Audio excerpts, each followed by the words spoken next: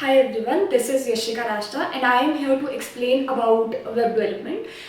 जो तो IT students है और जो हमारे पास कंप्यूटर साइंस स्टूडेंट्स है वो तो वेल अवेयर होंगे इस टर्म से वेब डेवलपमेंट, बट कुछ स्टूडेंट्स ऐसे भी होंगे जिन्हें पता नहीं है वेब डेवलपमेंट के बारे में। तो इस वीडियो के थ्रू मैं आपको यही बताना चाहती हूँ कि वेब डेवलपमेंट क्या है और कैसे हम सीख सकते हैं वेब डेवलपमेंट।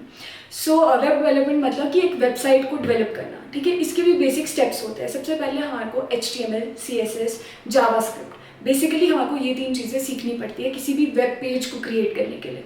उसके बाद उस वेब पेज को या उस वेबसाइट को डायनेमिक बनाने के लिए हमारे MySQL, PHP जो बेसिकली हमें सीखना पड़ता है। बाकी और भी लैंग्वेजेस हैं जिनके थ्रू हम ये सब चीज़ें कर सकते हैं, but these are the basic things. सबसे पहले अगर हम बात करें HTML, CSS और जावास्क्रिप्ट की, ये यूज़ होती है हमारे पास डिज़ाइनिंग के लिए। अब सबसे पहले बात करते हैं HTML, that is hyper text markup language. Hyper means links, text means content, markup language का मतलब होता है कि जो लैंग्वेज हम डिज़ाइनिंग के लिए यूज़ करते हैं। तो HTML में हम टैग्स यूज़ करते हैं जिसके थ्रू हम कंटेंट अपलोड करते हैं अपने वेब पेज का या फिर अपनी वेबसाइट का। और इसमें क्या होता है, हमारे पास लिंक्स होते हैं। अब जैसे हमारे पास कोई भी वेबसाइट है, उसमें ऐसा तो नहीं है कि एक ही वेब पेज होगा, उसमें बहुत से वेब पेजेस होंगे। तो हम लिंक्स यूज़ करते हैं एक वेब पेज से दूसरे वेब पेज पर जाने के लिए। So this is hyper text markup language which was invented in 1991 by Tim Berners-Lee. And हमारे पास HTML है, ये एक स्ट्रक्चर है हमारा, मतलब वेबसाइट के लिए या फिर वेब पेजेस के लिए, ठीक है। इसमें हम एलिमेंट्स और टैग्स को यूज़ करते हैं किसी भी वेबसाइट को डेवलप करने के लिए। फिर आते हैं हम CSS पे। CSS is cascade styling sheets. अब CSS क्या होता है हमारे पास कि जो हमारी वेबसाइट को एनहांस करता है, किसी भी वेबसाइट की ब्यूटी को एनहांस करने के लिए हम CSS यूज़ करते हैं। HTML से हमने जैसे ही अपना डाटा अपलोड करा, अपना कंटेंट अपलोड करा, उसके बाद हम उसको डिज़ाइन करेंगे कि किस डाटा को कैसे पुट करना है हमने वेबसाइट में।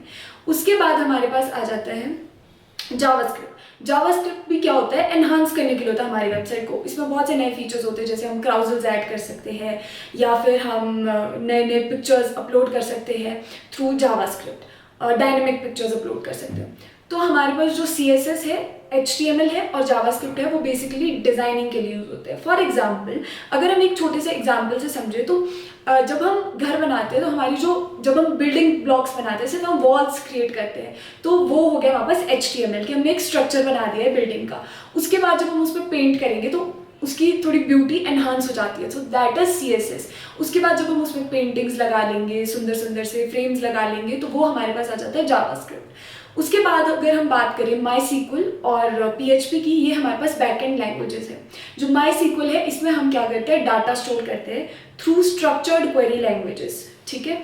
ये हमारे पास हमारा जो भी वेबसाइट का डाटा है उसको स्टोर करने के लिए यूज़ होती है। उसके बाद हमारे पास आ जाती है PHP, that is hyper text preprocessor, जिसको पहले हम पर्सनल होम पेज भी बोलते थे, but now it is called as hyper text preprocessor. जो ये लैंग्वेज है, ये एक डायनेमिक वेबसाइट बनाने के लिए एक बेसिक लैंग्वेज हम यूज़ करते हैं, so that is PHP. So in this tutorial we will be learning about HTML, CSS, JavaScript, jQuery, MySQL and PHP. So now in the next video we will learn about basic of HTML or the syntax of HTML. Thank you.